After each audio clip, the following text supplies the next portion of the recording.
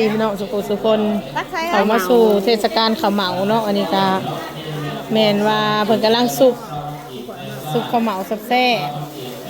อยู่บ้านนากะลาเด้อพี่น้องงานข้าวเหมาเนาะเทศกาลงานข้าวเหมาอยู่บ้านนากะลาเมืองสองคอนซึ่งงานข้าวเหมาเนี่ยก็ได้จากภูมิปัญญาชาวบ้านเนาะแต่ละหลังคาเรือนละ1 กิโลเพิ่นมารวบรวมกันมาอยู่ทางงานบุญอยู่บ้านนากะลาเมืองสองคอนนี่แหละพี่น้องเพิ่นก็สิมาไว้แซ่บเนี่ยโอ้ยหอมเด้น้ำลายกระไหลเลยแหละหอมแท้หอมว่าหอมยังไม่ได้ใส่หมกข้าวด้วยเนี่ยโอ้สูตรนี่ใส่กะทิก้องก้อนมา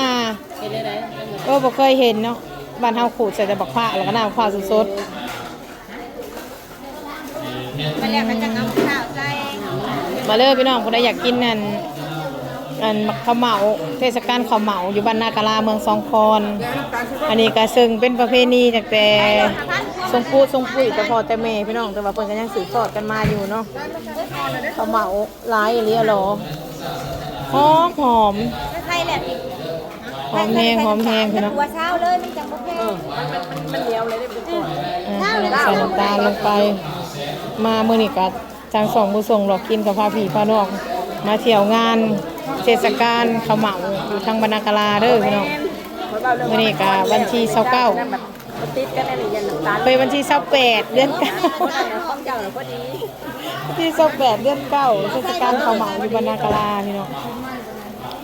ตอนนี้มันติดโคตรโรงของอา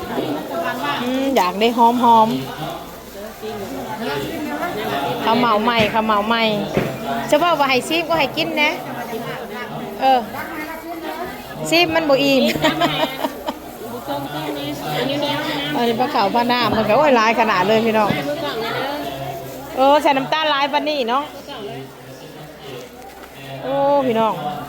ผู้ใดเคยเห็นแน่ผู้ใดบ่เคยมาเนี่ยก็มาเด้อพี่น้องเด้อมาร่วมงานเพิ่นร่วมกินร่วมทานบุญนำกันบ้านเพิ่นเทศกาลข้าวเหมามีแต่ข้าวเหมาวิริยะล้อนี่พี่น้องเพิ่นมาให้ซีมแล้วโอ้ยสบายดีพี่น้องสุขคนในทางแม่ครัวบ้านนากะลาเนาะบ้านนากะลาเมืองสองคอนแขวงสวรรณเขตถึงเพิ่นได้จัดงานเทศกาลข้าวเหมาอยู่ในหมู่บ้านเนาะในวันที่28พี่น้องสมบัติบ้านนากะลาเนาะนี่แหละพี่น้องอยากให้พี่ให้น้องทั่วโลกเนาะได้เห็นหรือว่าบ้านใดเมืองใดที่ขาดความสามัคคีให้เบิ่งเอาเด้อพี่น้องบ้านนากะลาเมืองสองคอนเพิ่นสามัคคีกันหับแขกหับคนบ้านใดเมืองใดก็อยากมาร่วมงานเนาะเพราะว่าเทศกาลงานหยังก็ซาเฮาเคยมานี่ก็คนนี่ก็หลายพี่น้องเพราะว่าเจ้าภาพเพิ่นสามัคคีพร้อมเพรียงเฮียงหน้าบ่ว่าสิเป็นผู้ชายบ่ว่าสิเป็นผู้หญิงเนาะเพิ่นก็พร้อมเพรียงเฮียงหน้าสามัคคีหับแขกหับคนบ่บกพร่องเนาะพี่น้องว่าง่ายๆซะเห็นแขกเพิ่นที่มาร่วมงานก็โอ้ยชาวบ้านเพิ่นก็สามัคคีพร้อมเพรียงเฮียงหน้ากันผู้ใดก็อยากมาร่วมพี่น้อง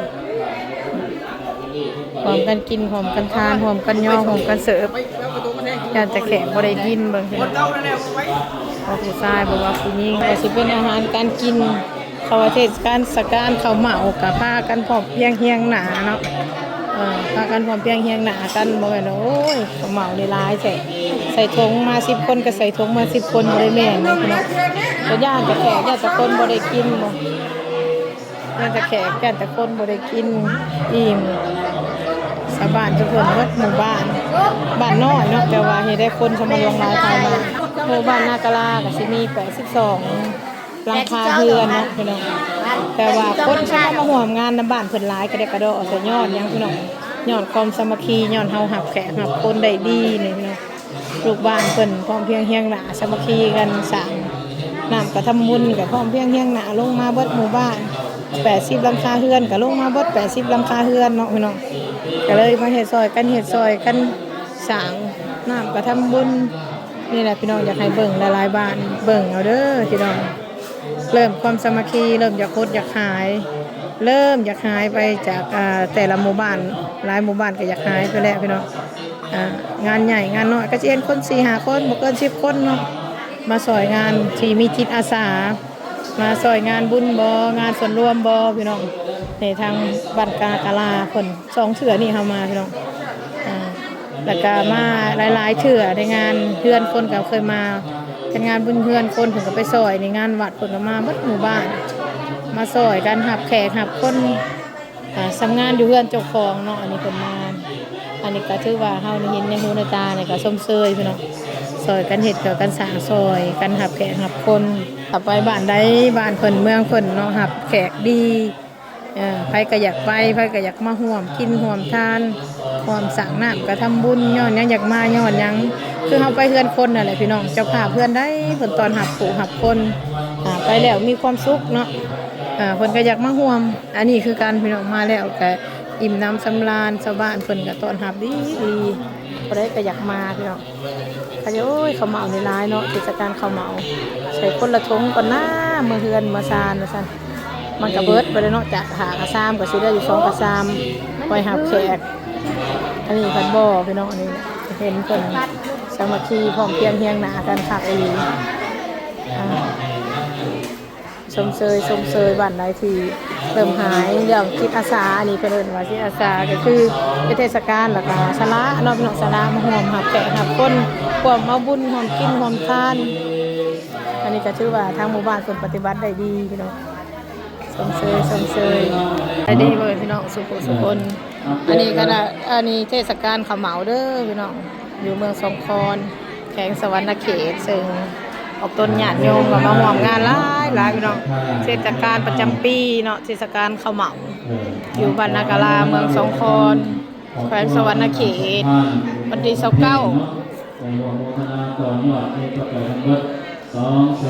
วันที่28เดือน9ปี2025ทุกปีเนาะเทศกาลข้าวเหมามาฮอดมาถึงพี่น้องออกต้นญาติโยมมันก็มาร่วมกันสร้างน้ำก็ทำบุญคนหลายขนาดนี้พี่น้องนะคะก็เริ่มมาเนาะคนก็เริ่มทยอยมาคนยังสิหลายกว่านี้ได้พี่น้องเอ้ยน่าจะใส่บาตรเพื่อนก็ใส่ชื่อวัดยาดอนนี่คนนี่มาหลายขนาดได้ขอบคุณขอนิมนต์ศิลปกรโบแก้วเกิดมาเป็นเจ้าภาพศรัทธาถวายของอันนี้ฮะน้องเป็นน้องหรือเป็นเอื้อยยาทันงอนน้องยาทันงอนสามเมื่อน้องนี่ก็หลายคนก็บ่เคยเห็นน้องเฮาก็เคยเห็นเป็นน้องของยาทันงอนเพราะว่าบ้านนี้เป็นบ้านยาทันงอนยังแข็งแรงอยู่เนาะสุดเจ้าเนาะน้องยาทันงอนทั้ง3คนเลยพี่น้องเอ้ยคนที่4หายเสียแล้ว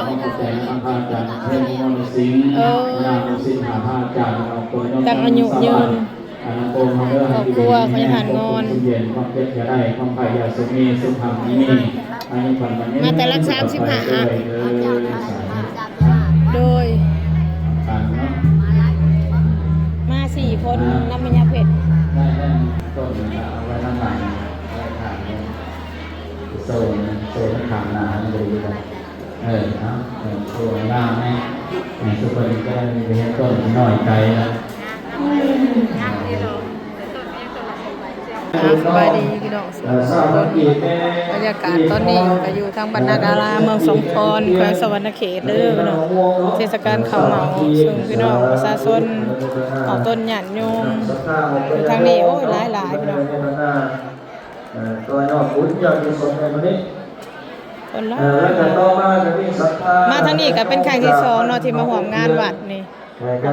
ต้นญาติโยมพ่อแม่พี่น้องชาวบ้านทางเมืองสงขลานี่หลายขนาดเลยพี่น้องเทศกาลข้าวเหมาเป็นเคยจัดกันทุกปีเล่น10 พันกีตั้งสั่ง20 พันกีแม่ข้าม20 พันกีแม่เต้า20 พันกีแม่ใส20 พันกีแม่เพียงทอง20 พันกีแม่ล่ม20 พันกีแม่คำผอง20 พันกีแม่เกิน20 พันกีแม่เลี้ยง20 พันกีแม่สวยนี้นั่งให้เนาะ10 พันกีแม่ไร20 พันกีนั่งน้อย10 พันกีนั่งพอง10 พันกีนั่งวง20 พันกีก็นั่งแพ็คแม่ซื้อ20 พันกีแล้วก็แม่เลิศ20 พันกีนั่งคิด 10,000 กีบน้ำดี10,000 กีบน้ำนม10,000 กีบน้ำข้าวสวรรค์10,000 กีบรวมปัจจัยเพิ่ม480,000 กีบเนาะสังฆาจากบ้านน้องเคียนเนาะ คนหลายขนาดเด้อพี่น้อง 100,000 กีบเนาะ สบายดีเลยพี่น้องทุกคนพาพี่พาน้องมาเลาะเบิ่งอยู่ทางลุ่มเนาะตำบักหุ่งอยู่บ้านนากะลาเมืองสองคอนแขวงสวรรณเขตเปิดในจัดงานเทศกาลข้าวเหมาพี่น้องข้าวเหมานี่หลายดีเลยพี่น้องอยู่ทางบ้านเพิ่นเทศกาลข้าวเหมามาเด้อพี่น้องมาร่วมงานเทศกาลข้าวเหมาอยู่ทางบ้านนากะลาเมืองสองคอนวันที่28 เดือน 9พี่น้องทุกปีที่มีงานเทศกาลข้าวเหมาเนาะอันนี้ก็เป็นโรงทาน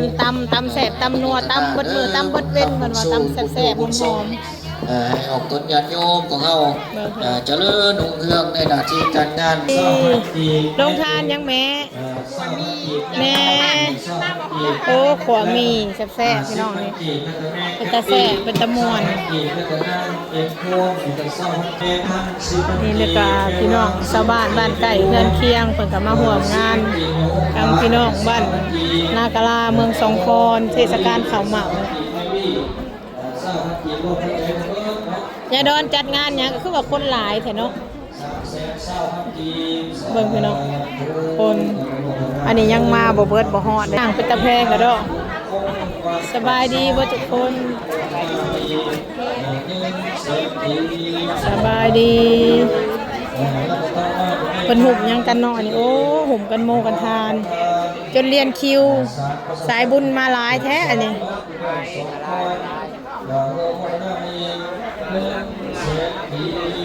โอ้มาฮอดนี่เห็นปลาคนหล่อสบายดีปลาชมคนหล่อพาครอบครัวมาทำบุญ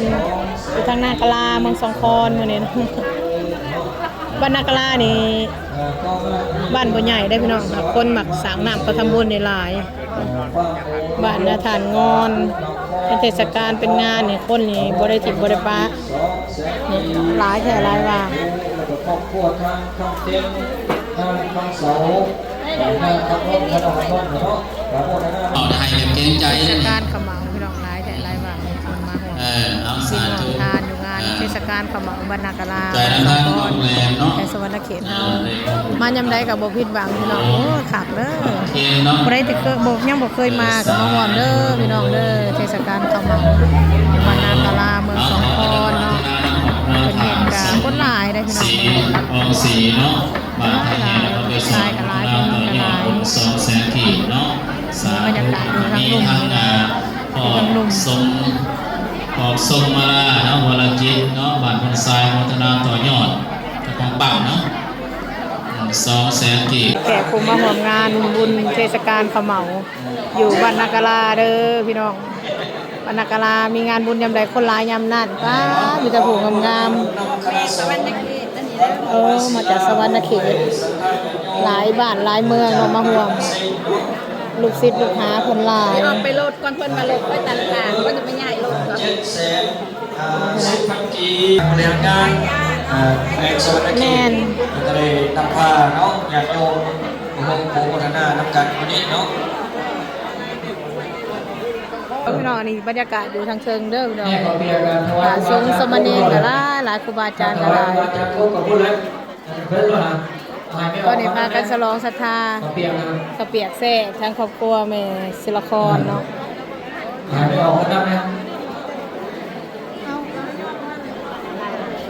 ศิลครโหดดาวอนเพิ่นได้เป็นเจ้าภาพกระเปียกในมื้อนี้เบิ่งพี่น้องให้แม่ขาวแม่เปียกนะคนสมัครแม่ขาวถ่ายจะได้มันตาย่อยได้เลยเพิ่นว่าเทศกาลงานข้าวเหมานี่ปกติถ้าคนบ่ตกผ้าบ่ลงหลายกว่านี้เพิ่นว่าแต่ซาสุเฮานี่ว่าหลายแฮงกันเนาะไปบ้านใดก็บ่ซ้ำบ้านนากะลาเด้อน้องคนหลายแท้หลายว่าอยู่มีสัญญาณส่งคอนแกน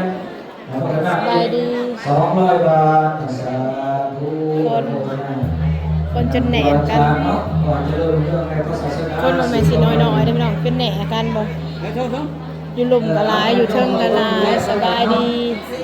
โดยพวกเนาะคนหลายแฉะหลายว่า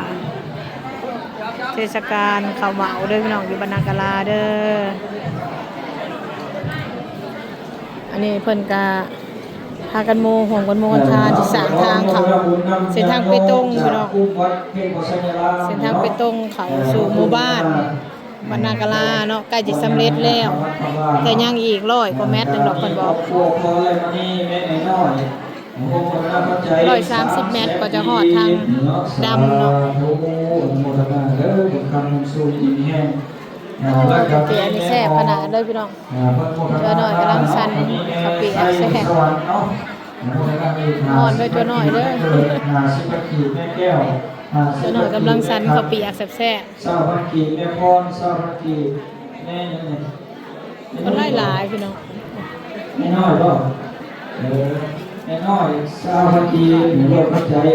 210,000 พันกีเนาะสาธุแล้วก็ต่อมาก็มีพอคำฟองแม่คำสุขบ้านโพธิ์สว่างใต้โตนาปัจจัยมี100,000 กีแล้วก็แม่จันทรีสุขตู้ใจมณีลูกศิษย์ลูกหาศรัทธาของเพิ่นบ่ได้ธรรมดาเด้ยาวอุดรนี่คนหลายแฮง